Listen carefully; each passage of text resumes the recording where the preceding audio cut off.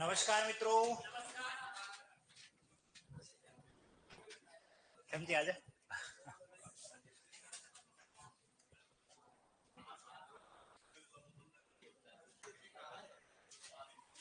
मकर संक्रांति की आप सभी को शुभकामनाएं। कल अग्रिम थी, आज फुल पेमेंट के साथ आ जाओगे। मैं लेट हूं या आप लेट हो? मैं जल्दी हूँ। ओके, अभिषेक जी, यस, राम राम, जुड़ चुके हैं।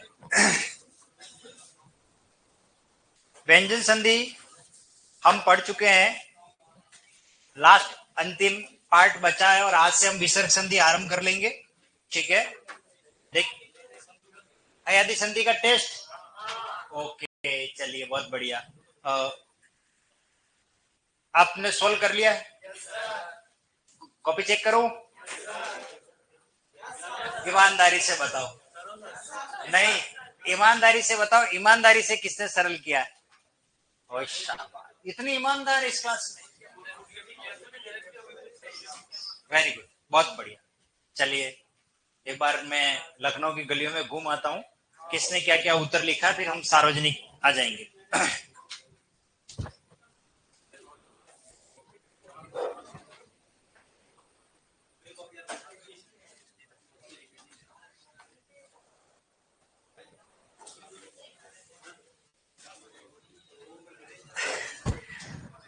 ईमानदारी से तो नहीं किया है? अच्छा, ये बताओ मुझे, तो खाली इसका और इसका, ये आंसर किसका?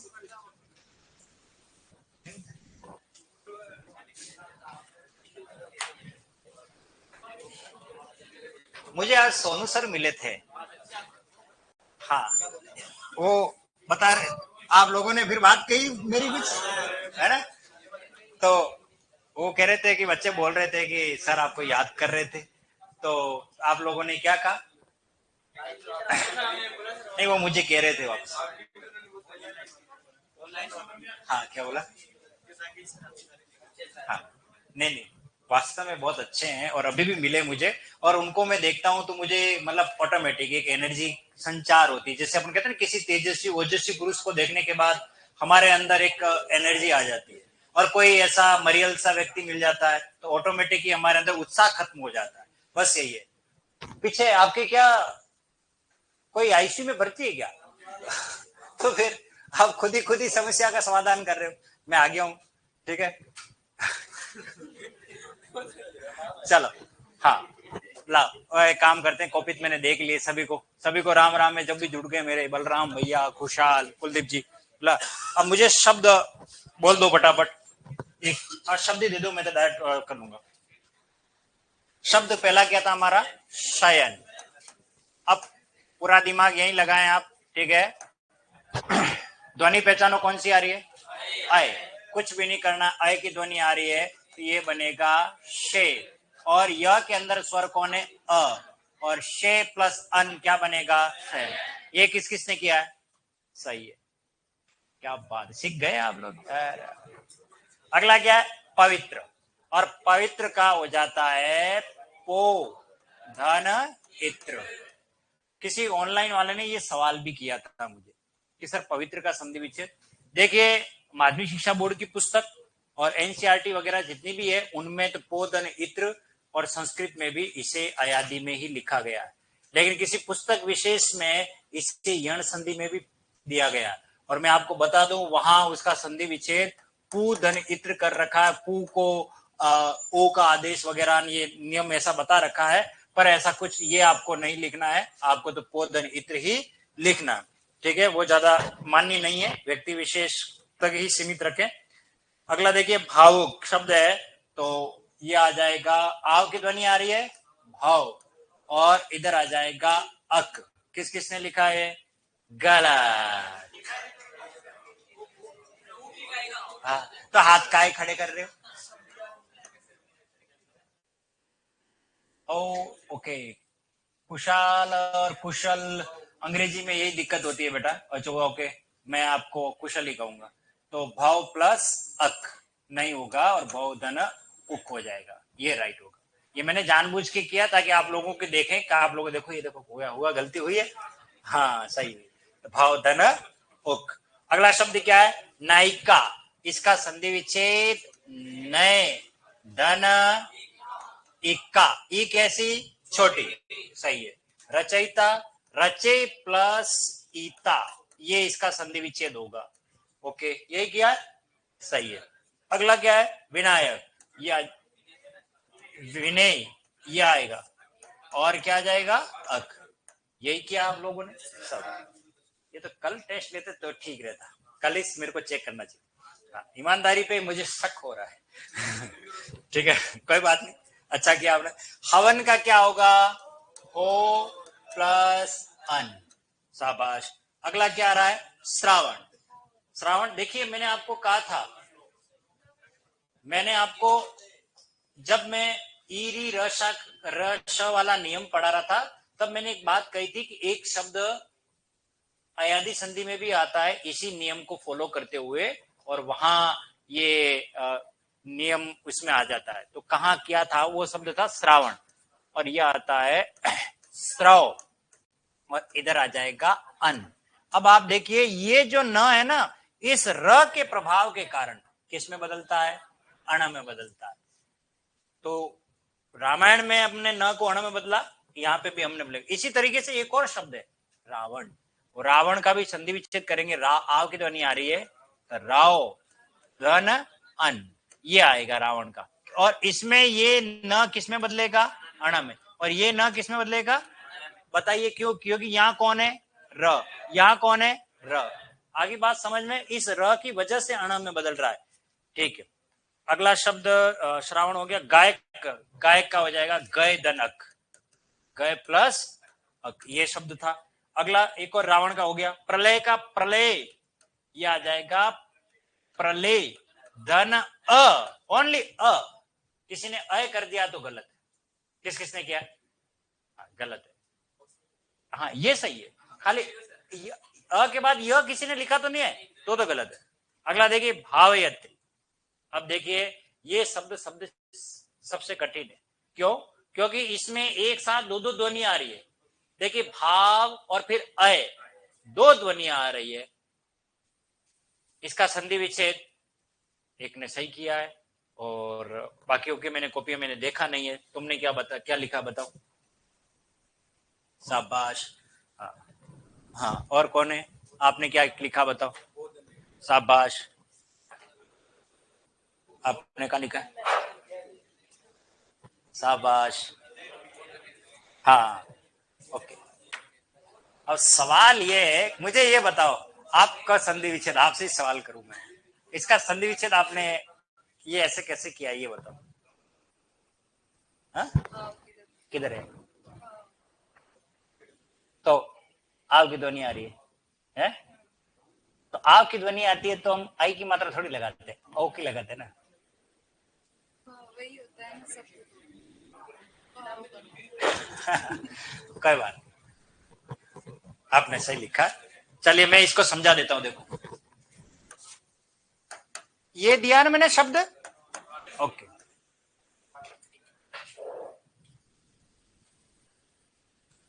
ओके, कोई नहीं, मैं सम्मान देने के लिए अभिषेक जी लगाता हूं, मुझे अच्छा लगता है। ठीक है, हाँ कोई बात नहीं है, जी लगाने से जी घबराता नहीं है ना।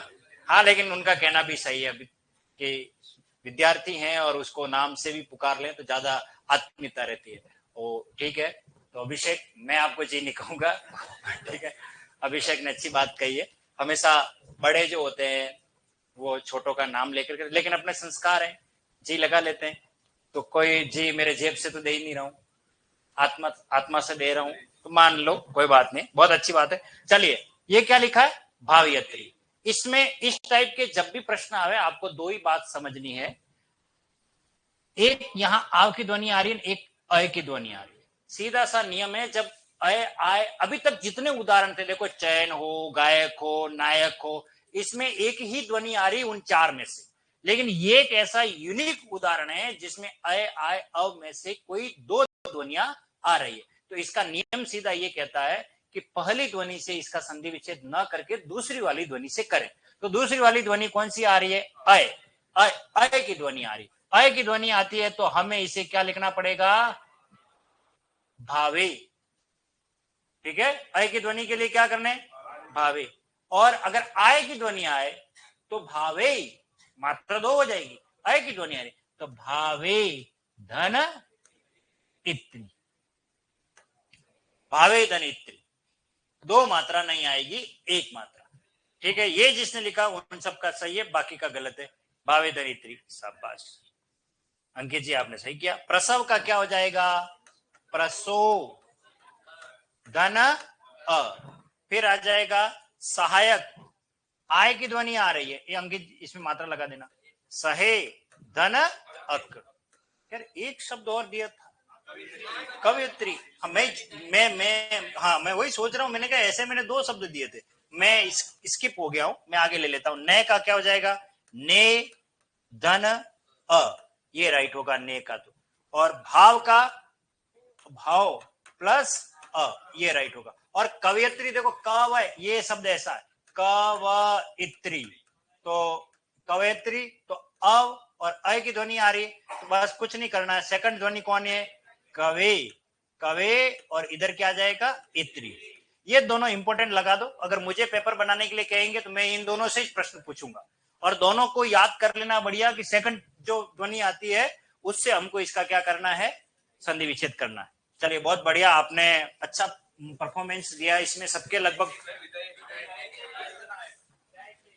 विधायक, ओके, विधायक का कुछ नहीं करना, यह आ जाएगा विधेय धन अक, विधेय धन अक से बनेगा विधायक।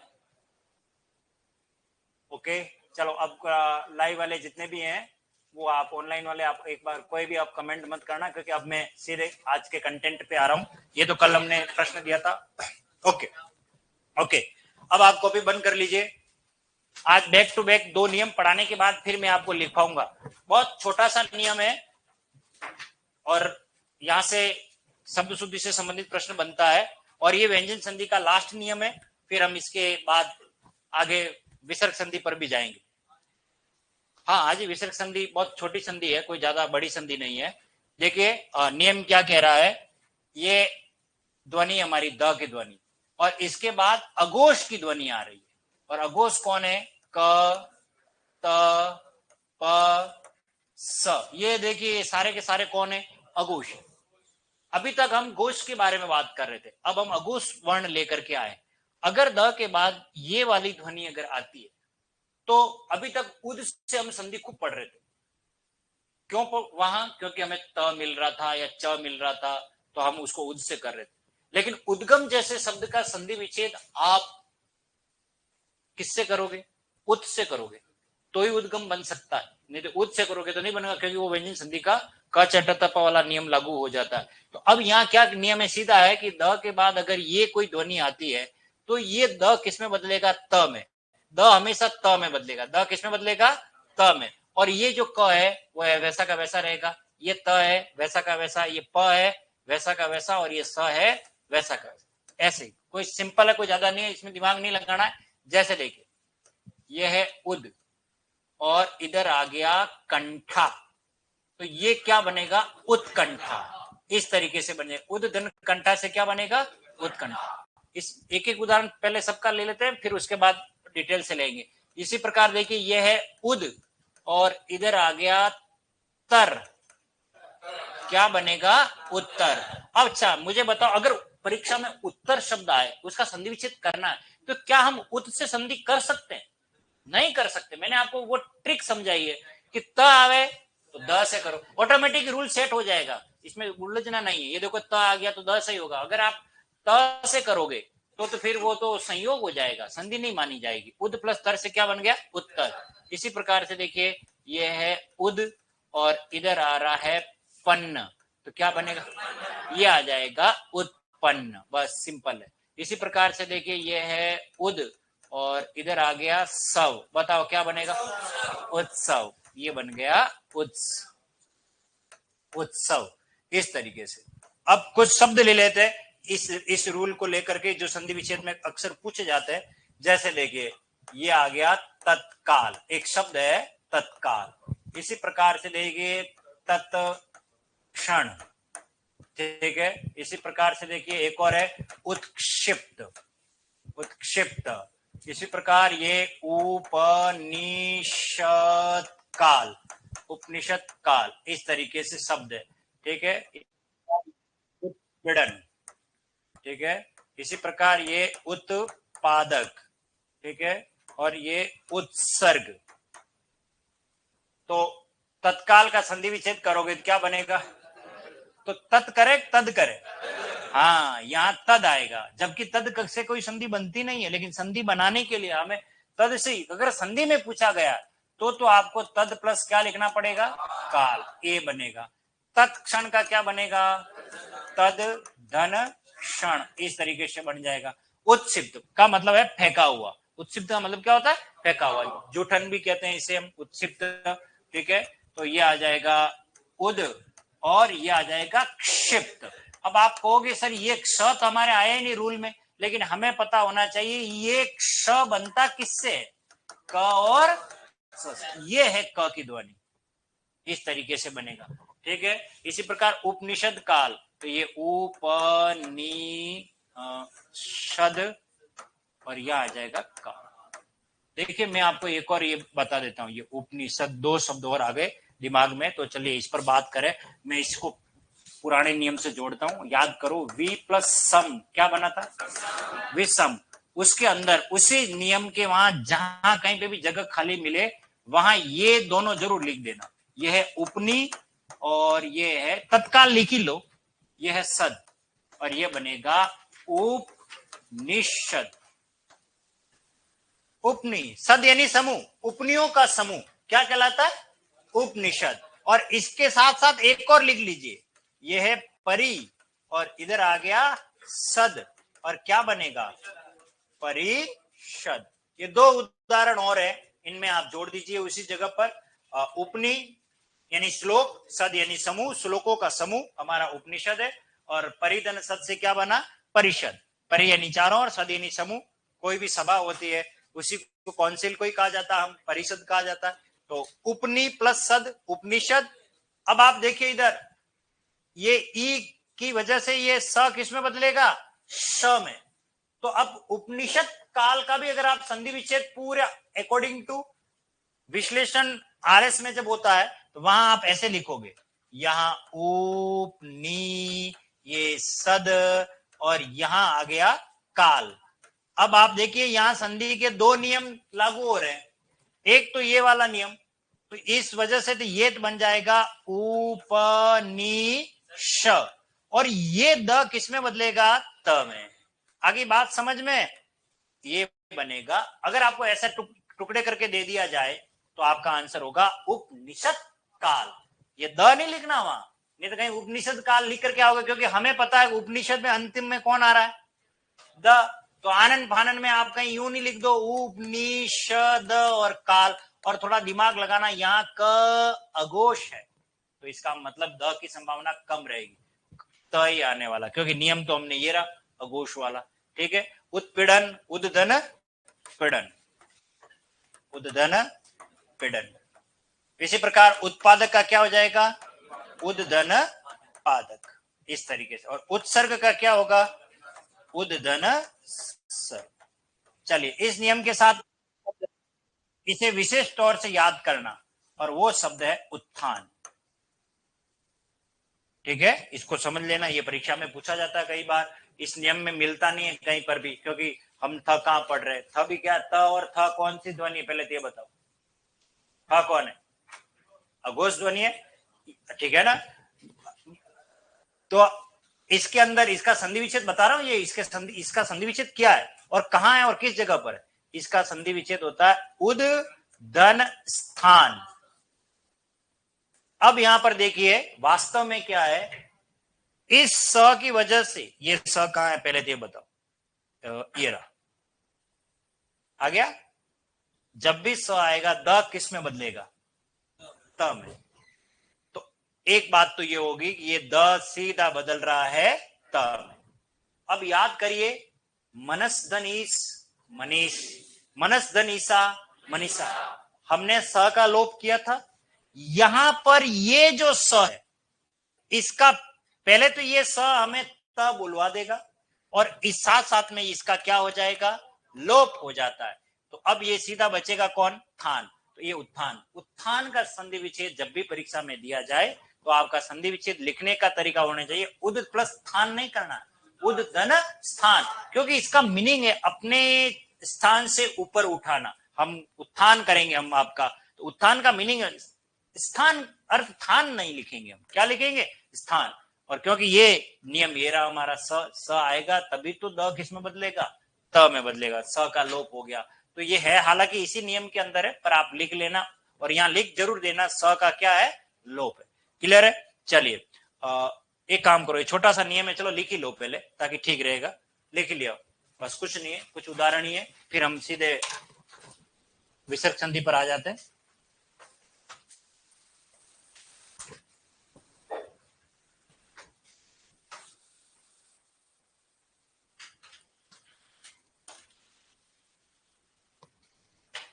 हाँ बिल्कुल कुशल जी, उच्छिष्ट और उत्क्षिप्त में बहुत अंतर है, बिल्कुल सही कहा आपने।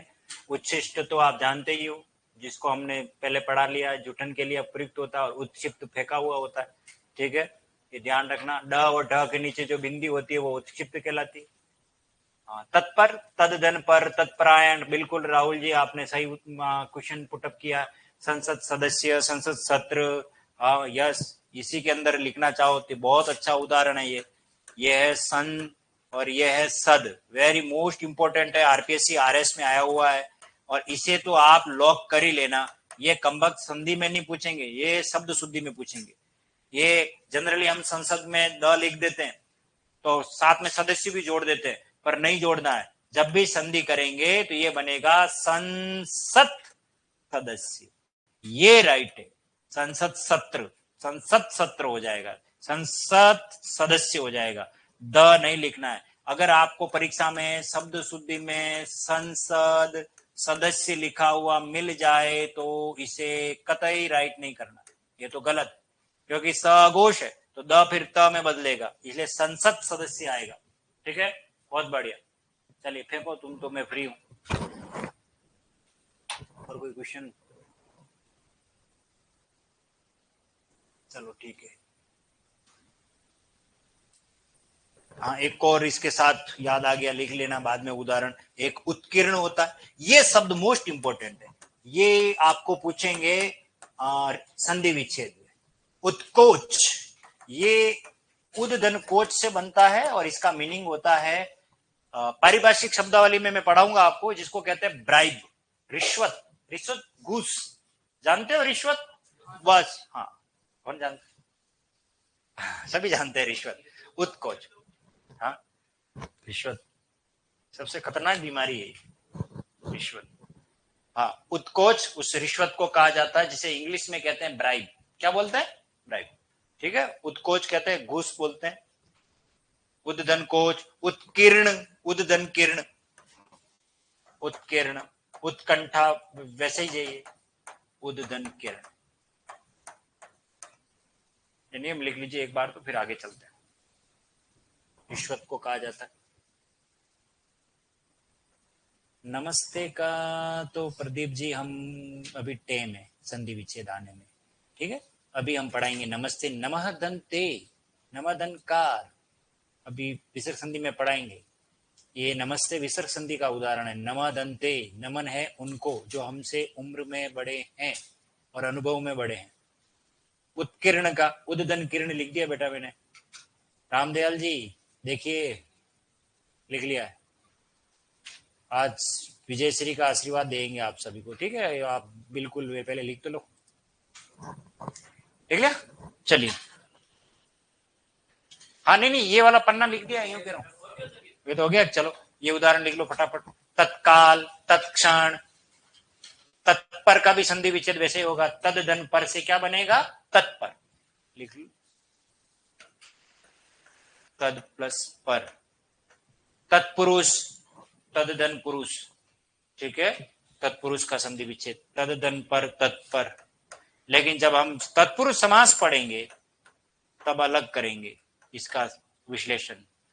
ये तो हो जाएगा तत्पर,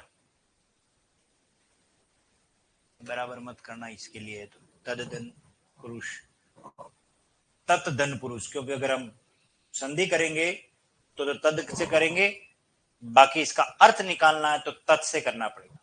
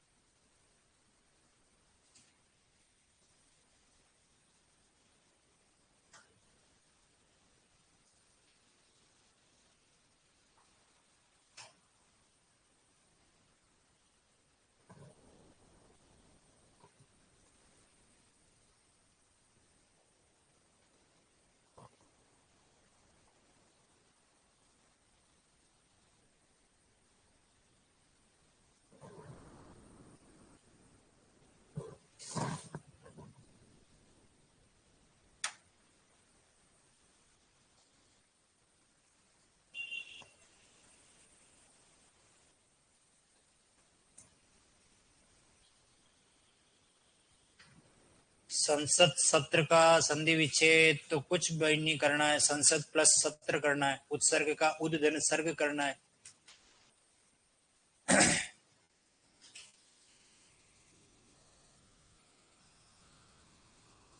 विपद प्लस ती विपत्ति, आपत्ति, आपद प्लस ती आपत्ति।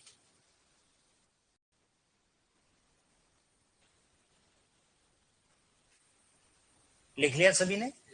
बस अब ये लिखने के बाद आप कॉपी बंद कर लीजिए, क्योंकि अब आपको लिखना नहीं है, अब आपको सुनना है। क्योंकि हम जिस संधि पर आ रहे हैं वो संधि सबसे आसान संधि है, तो आसान होते हुए भी कई बार हम गलती कर लेते हैं, और वो संधि में हमको क्या बातें याद रखनी है वो मैं आपको बताने वाला हूं। ये लिख लिया सभी ने? ओके, चलिए अब हम बात कर रहे हैं विसर्ग संधि पर। ठीक है, विशेष तौर से इसको सुनना है, विसर्ग संधि को। इसमें आपको क्या चीज सबसे ज्यादा सीखनी है? विसर्ग संधि। देखिए, विसर्ग संधि की बात करते हमारे दिमाग में एक ही बात आनी चाहिए, विसर्ग कहीं न कहीं प्रभावित होगा। सारा मसला विसर्ग का। इसका मतलब हमें इन दो बिंदुओं पर हमें ध्यान देना। अब ये दो बिंदु कब कब किस किस स्थिति में आते हैं और कैसे परिवर्तन करते हैं ध्वनि में, उसके कुछ रूल है। या तो उन रूल को समझ लें, या फिर उन सभी शब्दों को समझ लें जो विसर्ग संधि में प्रयुक्त होते हैं। बहुत आसान तरीका है, कुछ चंद शब्द ही हैं विसर्ग संधि में। मैं जहां तक जानता हूं विसर्ग संधि में बहुत कम से कम 10 से 15 ऐसे शब्द प्रचलित जिन पर प्रश्न बनते हैं। तो आप उन शब्दों को पहचान लें कि कौन कौन से शब्द ऐसे हैं जो विसर्ग संधि में प्रयुक्त हो रहे हैं। ठीक है ना? तो हम सीधा कह सकते हैं किसमें विसर्ग संधि है कि इसमें विसर्ग संधि। अभी उदाहरण देके मैं आपको समझाऊंगा। एक बात तो ये। दूसरी बात ये, विसर्ग संधि में महत्वपूर्ण दो ही नियम, सबसे इंपॉर्टेंट नियम जो परीक्षाओं में पूछे जा सकते हैं, वो दो नियम। हालांकि मैं छोटे छोटे 2-3 नियम और है वो भी मैं पढ़ा दूंगा, लेकिन उन दो नियमों पर मैं ज्यादा बात करूंगा, क्योंकि गलती कहां होगी, बहुत सारे छोटे नियमों को हम नजरअंदाज कर देते हैं, उन्हीं में से कई बार प्रश्न आ भी जाता। विसर्ग संधि पढ़ने से पहले मैं दो शब्द लिख रहा हूं, क्योंकि मेरा पहला नियम वही है, उन दोनों शब्दों के बीच में तुलना करवाना कि आप गलती कहां करेंगे, कर सकते हैं और बच्चे गलती कहां करेंगे। देखिए, मैं एक शब्द लिख रहा हूं, परोपकार, और एक शब्द लिख रहा हूं, मनोविज्ञान। परोपकार और मनोविज्ञान। ये नियम, ये शब्द पढ़ाने से पहले मैं नियम पर आ रहा हूं। ठीक है, देखिए, विसर्ग संधि का पहला नियम पढ़ा रहा हूं। अगर विसर्ग के बाद घोष व्यंजन है, घोष व्यंजन है, या फिर कोई स्वर अ से निर्मित कोई शब्द है, यानी स्वर अ, सिर्फ स्वर अ की बात करो तो ये विसर्ग बदल जाता है ओ में। और अगर अ है तो विसर्ग और अ दोनों मिलके किस में बनाएंगे? ओ में बदलेंगे। बात समझ में आ गई है? अब आप देखिए जो सवाल आपसे किया जा रहा है वो ये है, आपको पता पूरे संधि प्रकरण में ओ की ध्वनि सिर्फ 2 जगह मिलती है हमें। हम दीर्घ संधि से लगा करके विसर्ग संधि तक आते हैं, ये ओ की ध्वनि पूरे संधि प्रकरण में सिर्फ 2 जगह पर ही मिलती है। एक मिलती है हमें गुण संधि में और एक मिलती है हमें विसर्ग संधि में। हम कैसे दोनों में अंतर करें कि कौन गुण संधि का है और कौन विसर्ग संधि का, यह है मसला। देखिए परोपकार ओ की ध्वनि आ रही है, मनोविज्ञान ओ की ध्वनि आ रही है, तो दोनों में तो ओ की ध्वनि आ रही है, हम कैसे जस्टिफाई करेंगे? तो सीधा यह है। अब बात करते हैं गुण संधि की। तो गुण संधि के लिए नियम यह था कि अ आ के बाद आना चाहिए उ, तो ओ बनेगा। तो यहां ऊ का कोई स्थान नहीं है। अगर परीक्षा में किसी शब्द का टुकड़ा करने पर या टुकड़े करने पर हमें ऊ की ध्वनि आ रही है, वो गुण संधि का उदाहरण होगा, भले ही वो ओ आ रहा हो। इसमें आपको पेपर सेटर वाल कहां से प्रश्न पूछेगा? वो ये पूछेगा किस विकल्प में सभी उदाहरण विसर्ग संधि के। मैं दावे के साथ कहूंगा इसमें आपको गुण संधि के उदाहरण मिक्स किए जाएंगे जानबूझकर, क्योंकि ओ की ध्वनि आ रही है। मनोविज्ञान, मनोदशा, मनोरोग, मनोभाव, मनोनीत, मनोहर, सब जगह मनो शब्द आ रहा है। ओ की ध्वनि आ रही है क्योंकि वो विसर्ग संधि से बन रहे। लेकिन परोपकार, ज्ञानोदय, सूर्योदय, ओ की ध्वनि तो आ रही है, परंतु ज्ञान धन उदय, सूर्य धन उदय, परधन उपकार। बात समझ में आ गई? इसका मतलब यह है कि आपको इस संधि में गुण संधि को दिमाग में रखना है कि आपको गुण संधि का कोई क्वेश्चन अगर मतलब शब्द दिया जा रहा है तो वो विसर्ग संधि में नहीं लाना है। और आप टुकड़े करो तो एक बात और ध्यान रखना, क्या वो घोष व्यंजन से उसको विभाजन कर रहे हैं या स्वर अ से विभाजन कर रहे हैं, तब तो निश्चित तौर पर वो ओ बन रहा होगा, लेकिन आगे हमें विसर्ग मिलना चाहिए तभी बनेगा, बाकी नहीं बनेगा। अब कुछ उदाहरण इसको लेकर के चलते। तो अब इसी की बात करें तो देखिए इसका संधि विच्छेद पर प्लस उपकार। देखो यहां स्वर कौन आया? वो आया, यहां ऊ का स्थान ही नहीं है, तो ये गुण संधि का उदाहरण हो गया। मनोविज्ञान, मनः धन विज्ञान, तो देखो विसर्ग के बाद व आ रहा है और वह कौन है? घोष ध्वनि, तो ये किस में बदलेगा? ओ में, ये बनेगा। अब इसको उदाहरण से पहले अ के उदाहरण समझ लेते हैं, फिर घोष व्यंजनों पर आएंगे। चलिए सबसे पहले ये सरल है वही ले लेते हैं। यह है मन और इधर आ रहा है अनुसार। पहले नियमानुसार चलते हैं, विसर्ग के बाद अ, दोनों मिलाएंगे कौन? ओ, और ये बनेगा मनोनुसार। इसका अर्थ होता है मन के अनुसार। ये ध्यान रखना, ये समास में भी पूछा जाएगा, विग्रह पूछा जाएगा। मनो अनुसार का विग्रह क्या होता है? देखिए आजकल रीट के पैटर्न पर कृषि परिवेक्ष में भी प्रश्न आने लग गए कि किस विकल्प में संधि और समास दोनों है। इसमें संधि भी है और समास भी है। मन के अनुसार, काके की मैं आपको तत्पुरुष में पढ़ाऊंगा, ठीक है, षष्ठी तत्पुरुष है अर्थात तत्पुरुष समास है, तो मन के अनुसार हम वो बाद में बात करेंगे। इसमें कहां के आ रहा है, कहां अनुसार अव्यय के रूप में भी आ रहा है, उस पर भी बात करेंगे। तो मनो अनुसार का विग्रह होता है मन के अनुसार। इसी प्रकार से देखिए अगला एक और उदाहरण, ये है मन और इधर आ रहा है अभिलाषा। क्या बनेगा? मनोभिलाषा, अर्थात मन की अभिलाषा, मन की इच्छा, मन की अभिलाषा। ठीक है, एक बात तो हम सीख गए हैं कि मन से जो भी शब्द बन रहा है वो सीधा किस में जा रहा है? विसर्ग संधि में जा रहा है। तो आंख बंद करके आप लिख के भी आओगे वो विसर्ग संधि राइट हो जाएगी। क्यों? क्योंकि मन ऐसा शब्द है, जनरली आपको सबसे ज्यादा उदाहरण कहां मिलने वाले? विसर्ग संधि। इसका मतलब हम उस शब्द को करीब जा रहे हैं, अपने करीब ला रहे हैं। एक शब्द हमने पकड़ लिया, वो शब्द कौन सा पकड़ा है? मन। तो मन से खूब सारे शब्द बनेंगे। अभी खाली मैं अ वाले उदाहरण लेकर के आ रहा हूं, बाकी मन के व्यंजन के साथ कहां कहां संधि होती है उस पर भी बात करेंगे। मन एक शब्द हो गया, मन ठीक है, अब मैं आपको ये टुकड़े नहीं दे रहा हूं, मैं ऐसा शब्द दे रहा हूं। मान लीजिए कोई पेपर सेटर ऐसा है जो डायरेक्ट शब्द दे रहे, मनोनुकूल, ये एक शब्द दे दिया, मनोनुकूल, तो बताइए इसका क्या होगा? तो आप क्या मन प्लस अनुकूल तो नहीं करोगे? कई गुण संधि में ऊ आता था, थोड़ा दिमाग लगाना है, अर्थ क्या निकल रहा है? ये आ जाएगा मन और इधर आ जाएगा अनुकूल। क्या अर्थ हुआ इसका? मन के अनुकूल। जो मन के अनुकूल हो उसे मनो अनुकूल कहेंगे। बात समझ में आ गई होगी मेरे ख्याल से, आपको एक क्लियर हो गया होगा कि मन से शब्द बन रहा है। इसी प्रकार से एक और शब्द देखो जो अब नया सीखेंगे हम, ये शब्द है यश। यश शब्द विसर्ग संधि में बहुत उदाहरण लेकर के बैठा हुआ है। यह है यशः और इधर आ रहा है अनुसार, और इसका संधि विच्छेद करने के बाद ये जोड़ेंगे क्या बनेगा? यशो अनुसार। इसका अर्थ क्या है? यश के अनुसार। यश कहते हैं प्रसिद्धि, कीर्ति को कहते हैं। जिसका जितना यश होता है उसके अनुसार उसको मिलता है स्थान। मान लीजिए कोई प्रोग्राम हो रहा है, उस प्रोग्राम का प्रिंसिपल है विद्यालय में, उसका स्थान केवल विद्यालय में ही हो रहा है और कोई अदर स्टाफ नहीं है, तब तो उसको स्थान कहाँ मिलने वाला है? सबसे बीच में, सेंटर में। लेकिन उस विद्यालय के साथ कोई उनके अधिकारी, शिक्षा अधिकारी आ गए, सीबीओ सर आ गए, तो ऐसी स्थिति में प्रोग्राम हो रहा है प्रधानाचार्य की उपस्थिति में, तो बताइए प्रधानाचार्य की सीट थोड़ी सी इधर जाएगी, सीबीओ सर आएंगे पास में, फिर सीबीओ सर के साथ जिला शिक्षा अधिकारी आ गए, तो सीबीओ सर की सीट जाएगी कि नहीं जाएगी? जिनका जितना यश है। फिर शिक्षा मंत्री जा गए तो क्या लास्ट में बैठाएंगे? मुख्यमंत्री, प्रधानमंत्री भी लाने बाकी है। तो बात समझ में आ गई, जिसको जितना यश मिलता है उसके अनुसार, ये इसका मीनिंग है, यश के अनुसार।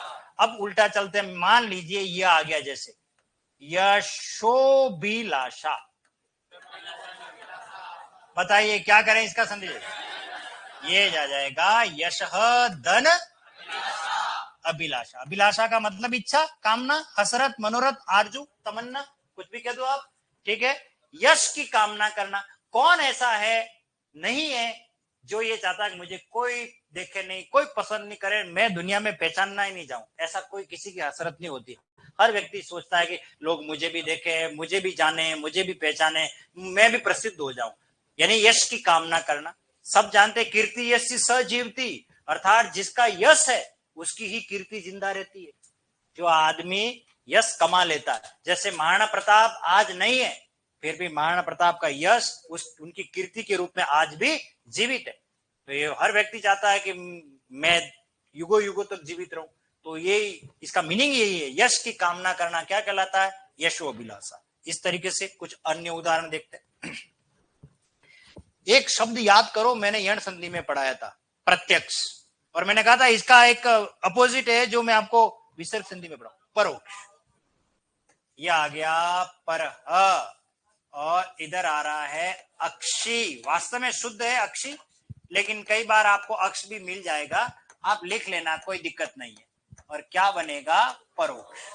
परोक्ष, क्योंकि परोक्ष का मतलब है जो आंखों से परे हो, जो आंखों से दूर हो। आंखों से दूर हो तो आंख कहां है? ये आंख है। लेकिन मैंने कहा था ना, अक्षी में ई का क्या हो गया है? लोप हो गया, इसलिए कई बार अक्ष लिख देते हैं, वो भी मान्य है, लेकिन ज्यादा सही है परधन अक्षी, ई स्वर का लोप। ठीक है, अक्ष का मतलब तो दूरी होता है, अर्थ नहीं निकले, इसलिए हमने अक्षी लिख रखा है। ठीक है, परधन अक्षी क्या बनेगा? परोक्ष बनता है इसका। अगला देखिए, एक शब्द है बहुत इंपॉर्टेंट है, ये है सह, और इधर आ रहा है अहम, विसर्ग और और ये बनेगा सोहम। सोहम, इसका मीनिंग क्या है? हालांकि संस्कृत में इसको अवग्रह चिन्ह कहते हैं, ऐसे लिखा जाता है, अपने तो डायरेक्ट लिख लेना। सोहम का मतलब है सह, यानी वह, सह पुस्तकम पठती, अहम पुस्तकम पठामी। तो अहम का मीनिंग होता है मैं, सह का मीनिंग क्या होता है? वह, इसका मीनिंग है वह और मैं, इसका मीनिंग है। तो आपको पता है हमारे यहाँ अहम दो प्रकार के होते हैं, एक अहम होता है, एक होता है अहम। दोनों सही है, लेकिन दोनों का मीनिंग अलग। ये अरबी फारसी है, इसका मीनिंग होता है मुख्य, महत्वपूर्ण। आज हम अहम मुद्दों पर बात करेंगे। हमारे लिए भ्रष्टाचार एक अहम मुद्दा हो गया, बेरोजगारी एक अहम मुद्दा हो गया, यानी कि महत्वपूर्ण। अहम का मतलब आज सरकार ने अहम फैसले लिए, बेरोजगारों को रोजगार देने के लिए क्या क्या कर सकती है, योजनाएं बनाई है। अहम यानी मुख्य, और अहम यानी मैं यानी अहंकार। दो रूप में इसका अर्थकरण करते हैं। एको अहम द्वितीयो नास्ति न भूतो न भविष्यति। रावण कहता था एक मैं ही हूं, मेरे अलावा कोई हुआ न कभी कोई होगा, ये अहम का अर्थ में। तो यहाँ हलंत लगा हुआ होता है वो संस्कृत का है। तो ये दोनों राइट है पर दोनों का मीनिंग अलग अलग है। ठीक है, स प्लस अहम से क्या बन गया, सो अहम। बात समझ में आ गई। अब हम बात करते हैं कुछ व्यंजनों की तरफ चलते हैं। ये आ गया मन ह, ठीक है, और इधर आ गया रोग, तो ये बनेगा मनोरोग। क्या बनेगा, मनोरोग। चलिए अब उल्टा लिखते हैं। मान लीजिए परीक्षा में आ गया मनोनयन। क्या शब्द आ गया, मनोनयन।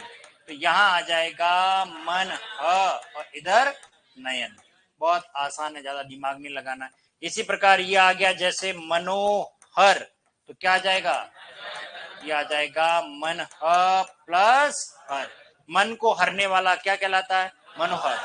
क्लियर है। इसी प्रकार से देखिए, मान लीजिए परीक्षा में आ गया मनोदशा, बताओ संधि विच्छेद क्या होगा, यह आ जाएगा मन धन दशा, मन की दशा। मान लीजिए आ गया मनोभाव, तो बताइए क्या बनेंगे, ये आ जाएगा मन प्लस भाव, मन के भाव। इसी प्रकार से देखिए ये है मन ह और इधर आ गया ज और ये बनेगा मनोज, मन में जो जन्म लेता है और उसे कहते हैं कामदेव। हमारे माइंड को डाइवर्ट करने वाला कौन है, कामदेव। मनोज, मदन को कहते हैं कामदेव। मनोज, मन में जो जन्म लेता है उसे क्या कहते हैं, मनोज। ये मन की इतनी बातें कर दी। अब कुछ मन से बाहर चलें, कुछ अन्य शब्दों पर आते हैं। और वो शब्द देखिए, ये आ गया एक नया, ये आ रहा है अधः और इधर आ गया भाग। बताइए क्या बनेगा, ये बनेगा अधो भाग। इसी प्रकार से देखिए ये है अधः और इधर आ गया जैसे वस्त्र, तो क्या बने, ये ऐसे बनेगा अधो वस्त्र। इस तरीके से शब्द बनेगा अधोधन वस्त्र। चलिए कुछ और शब्द ले लेते हैं। ये यश पहले पढ़ा वही ले वापस ला रहा हूं। ये यश और इधर आ गया दा और क्या बनेगा, यशोदा। यश को देने वाली क्या है, यशोदा यानी देना। इसी प्रकार से जब उल्टा लिखते हैं, मान लीजिए परीक्षा में आ गया यशोधरा और क्या बनेगा, यश प्लस धरा। ये शब्द आता है, ये फिर मुझे कहानी कहनी पड़ती है। हाँ हाँ, ओके, यशोधरा पर थोड़ी बात कर लेते हैं। आप में से यशोधरा को कौन कौन जानता है, हाँ नाम ही पहली बार सुना होगा, है ना, या सुना सुना सा लग रहा है। हाँ कोई बात नहीं। यशोधरा का मीनिंग होता है, इसके कितने अर्थ है वो समझ लीजिए।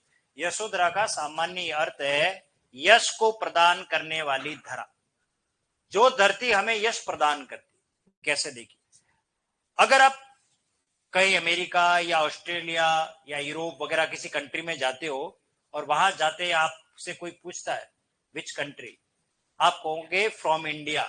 फिर कहेंगे फ्रॉम इंडिया में भी किधर से, सवाल किया जाएगा आपको, है ना, तो आप कहोगे राजस्थान। क्या कहोगे, राजस्थान। देखिए राजस्थान शब्द आते ही अगले व्यक्ति के दिमाग में सिर्फ एक ही बात आएगी, क्या,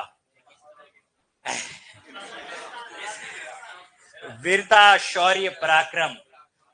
ये ध्यान रखना, जब भी राजस्थान की बात आती है तो राजस्थान बलिदान के रूप में, वीर त्याग के रूप में, वीर भूमि के रूप में जाना जाता है राजस्थान। और उसमें भी उदयपुर मेवाड़ की बात करें तो महाराणा प्रताप की भूमि। अब आप सोचिए मैं उदयपुर का हूं और मैं अमेरिका में जाऊं और कोई ऐसा व्यक्ति मिले और मुझे कहा तो मैं महाराणा प्रताप की पुण्य भूमि पे हूं, तो आप सोचिए उस धरती ने मुझे यश प्रदान कर दिया। किस धरती ने, उस धरती ने, उस धरती का कितना योगदान है। आप कहोगे कैलिफोर्निया, कैलिफोर्निया होगा, क्या करना है। अब कैलिफोर्निया के बारे में कोई इतिहास का कितना जानता है, जानता है क्या, हा? तुर्किस्तान, बलूचिस्तान, समझे ना। देख, लेकिन आप कहोगे कि महाराष्ट्र, छत्रपति शिवाजी, है ना। तो ऑटोमेटिक अजमेर पृथ्वीराज चौहान, तो यह हमारे यहाँ है, पूरे भारत में कहीं न कहीं से कोई न कोई इतिहास का प्रसंग जुड़ा हुआ है, प्रसिद्धि जुड़ी हुई है। इसलिए केवल इतना ही कहना कि मैं भारत का रहने वाला हूं और भारत की बात सुनाता हूं, है प्रीत जहां की रीत सदा, मैं गीत वहां के गाता हूं। ऐसी भूमि है हमारी भारत भूमि। इसलिए यशोधरा शब्द का मीनिंग एक ही हुआ। यशोधरा सावन मास की तृतीया तिथि को भी कहते हैं। सावन मास जो आता है ना, उसकी तृतीया जो तिथि होती है, उस तिथि को भी यशोधरा कहा जाता है। और सबसे महत्वपूर्ण जो बात है, वो यशोधरा की कहानी सुना इसलिए रहा हूं क्योंकि मुझे अच्छी तरीके से याद है कि कक्षा 11 में मैथिली शरण गुप्त का एक खंड काव्य चलता था, यशोधरा। जैसे कई बार किसी ने नहुष नाम का एक ग्रंथ चलता था, उसको पढ़ा हो, तो कभी कभी ऐसे छोटे छोटे मतलब यूं कह सकते हो खंड काव्य दे दिए जाते, वो बच्चों को पाठ्यक्रम में जोड़ दिए जाते हैं, उसको पढ़ते हैं। तो यशोधरा मैंने पढ़ा हुआ है और अब मैंने कॉलेज के बच्चों को भी पढ़ाया। इसमें क्या कहानी है, इस पर थोड़ी बात करता हूं। तो कहानी आरंभ होती है, सरस्वती प्रकाशन एक अखबार निकलता था जिसका प्रकाशन किया था महावीर प्रसाद द्विवेदी ने 1903 से 1920 तक। इस घटनाक्रम में बात ये होती है कि जितने भी हमारे नारी के उपेक्षित पात्र हुए, उपेक्षित का मतलब जिस पर साहित्यकारों ने कभी गहराई से बात नहीं की, उन नारी पर बात करनी है। और उनके लिए मैथिली शरण गुप्त को उन्होंने चुना। खड़ी बोली हिंदी में लिखने वाले हमारे मैथिली शरण गुप्त कवि हुए, बहुत अच्छी कविता लिखते थे, कवि थे वो। तो उनको ये जब महावीर प्रसाद द्विवेदी ने कहा कि तुम खड़ी बोली में उपेक्षित नारी पात्र जो भी हैं इन पर लिखो। देखिए, रामायण की बात करते तो रामायण में सीता है, केंद्र बिंदु पर है। सीता के इर्द गिर्द पूरी रामायण खत्म हो जाती है, कहानी वहीं खत्म होती है। लेकिन इस सीता के साथ में एक और नायिका है जिसका कोई दोष नहीं है, जिसने भी 14 वर्ष पति के वियोग में अपनी जिंदगी निकाल दी, वह है लक्ष्मण की पत्नी। लेकिन उसका कहीं जिक्र नहीं होता, 2-3 जगह जिक्र होता है। उस उर्मिला पर उन्होंने, क्योंकि उपेक्षित पात्र है, उन्होंने एक खंड काव्य की जगह पर उन्होंने एक महाकाव्य लिखा जिसका नाम था साकेत। क्या लिखा? अगर कभी आपका कोई साहित्य का साथी हो जो हिंदी से जुड़ा हुआ हो और उसने साकेत अगर पढ़ रखा है, और उसमें भी सिर्फ कौन सा, नवम सर्ग, जिसमें उर्मिला की विरह व्यथा की पराकाष्ठा है, इतनी चरम सीमा पर मैथिली शरण गुप्त ने लिखा। बहुत अच्छा लिखा है, हमारे एमए के पाठ्यक्रम में हुआ करता था, बहुत अच्छा। तो उन्होंने साकेत, साकेत का मीनिंग पता आपको क्या होता है? अयोध्या। साकेत का मतलब क्या होता है? अयोध्या। अयोध्या का दूसरा नाम है साकेत। उन्होंने उन पर वो लिखा। इसी तरीके से उपेक्षित पात्र थी हमारी कौन? यशोधरा।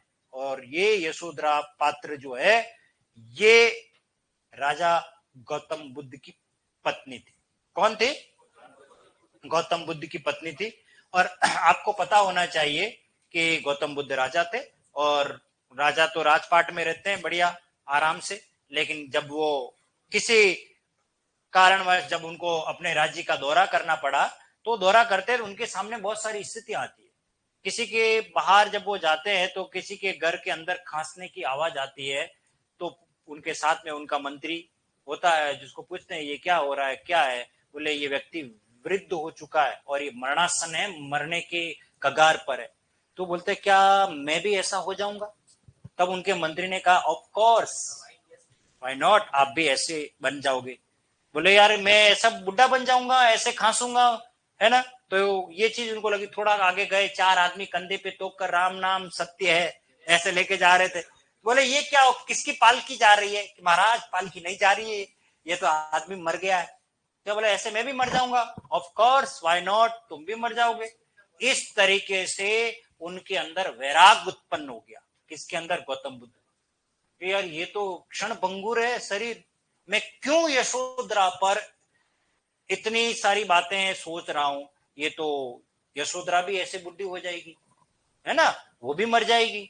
तब फिर मैथिली शरण गुप्त ने पंक्ति लिखी कि देखी मैंने आज जरा, जरा कहते हैं बुढ़ापा, कि देखी मैंने आज जरा, देखी देखी मैंने आज जरा क्या हो जाएगी ऐसी मेरी यशोधरा, मेरी यशोधरा भी ऐसी हो जाएगी। हाय मिट्टी में मिलेगा वर्ण सुवर्ण खरा। ये जो हम अपने शरीर पर इतराते हैं, एक दिन ये किस में मिल जाएगा? मिट्टी में मिल जाएगा। उसके अंदर क्या उत्पन्न हो गया? वैराग। उसी समय टाटा बाय करके चले गए। रात के 12 बजे के बाद नजर ही नहीं आए। कौन? गौतम बुद्ध। अब बिना कुछ कहे पत्नी को पता भी नहीं, उस पत्नी का क्या दोस्त? बताओ, कोई दोस्त था क्या? लेकिन वो चले गए, चले गए। वो यशोधरा नारी पात्र है, उस पर उन्होंने खंड काव्य लिखा। बाद में उनका एक लड़का होता है, राहुल होता है, ठीक है, जो वापस गौतम बुद्ध उसको शिक्षा देते हैं। बहुत अच्छी कहानी है उसमें, ये पूरा एक प्रसंग है। लेकिन इसी कहानी को लेकर, इतनी छोटी सी कहानी को लेकर के हमारे साहित्य में सेकंड ग्रेड में आपके कोई साथी अगर पढ़ाई कर रहा हो तो एक नाटक है लहरों के राजहंस, मोहन राकेश का लिखा हुआ। और मोहन राकेश का जो लिखा हुआ नाटक है, उस नाटक में अभी सेकंड ग्रेड संस्कृत शिक्षा विभाग में वहां से पंक्ति आई जो मैं हर बार कक्षा में कहता हूं। उसमें वो लाइन थी कि नारी का आकर्षण पुरुष को पुरुष बनाता है, नारी का आकर्षण पुरुष को पुरुष बनाता है, और उसका अपकर्षण उसे गौतम बुद्ध बना देता है।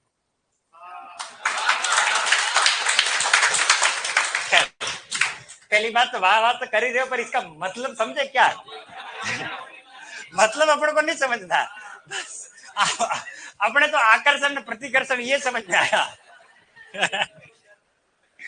चलो तो आगे कुछ उदाहरण और ले लेते हैं। यशोधरा, यश को प्रभात करने वाली।